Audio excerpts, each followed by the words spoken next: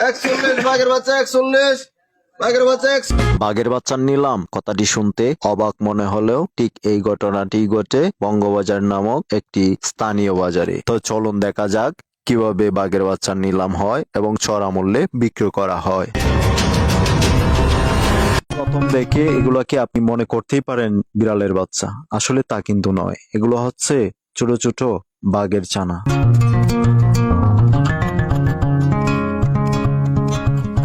নেত্রকোনা জেলার কেন্দ্র থানার রয়েলবাড়ি ইউনিয়নের বঙ্গবাজার সংলগ্ন কলসাটি গ্রামের কোনো এক পরিত্যক্ত গড়ে এ বাচ্চাগুলো খুঁজে পাওয়া যায়।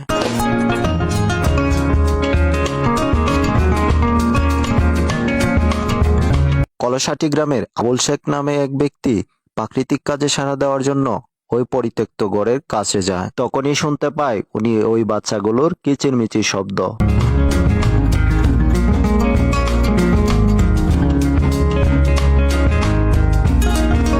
তারপর ব্যক্তিটি প্রথমে একটু ভয় পেল, এগিয়ে গিয়ে দেখেন বাচ্চাগুলো পড়ে আছে। তারপর বাচ্চাগুলোকে উদ্ধার করে স্থানীয় বাজার বঙ্গবাজারে নিলাম ডাকার সুযোগ করে দেওয়া হয়।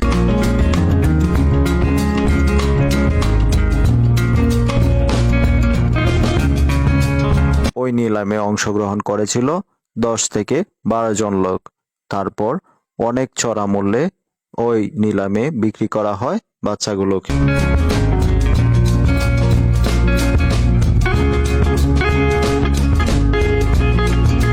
30,500 31 31,000 35,000 ভাই আর কিছু 37,000 37 37 এ বাঘের বাচ্চা 37 বাঘের বাচ্চা 40 40 40 41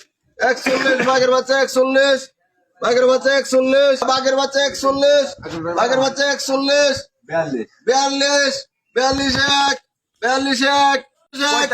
42 42 42 1 42 45 45 45 47 বাঘের বাচ্চা 47 48 48 বাঘের বাচ্চা 48 48 48 1 48 48,000 টাকা বিক্রি হলো এই যে বাঘের বাচ্চা। আপনারা দেখতেছেন এই যে বাঘের বাচ্চা কিন্তু 48,000 টাকা বিক্রি হলো। এই যে টাকা দিচ্ছে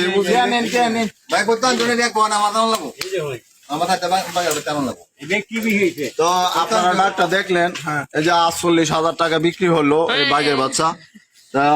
কতক্ষণ আমাদের সাথে থাকার জন্য অসংখ্য ধন্যবাদ। বাঘের বাচ্চা কিন্তু বিক্রি হয়ে গেছে 48,000 টাকা।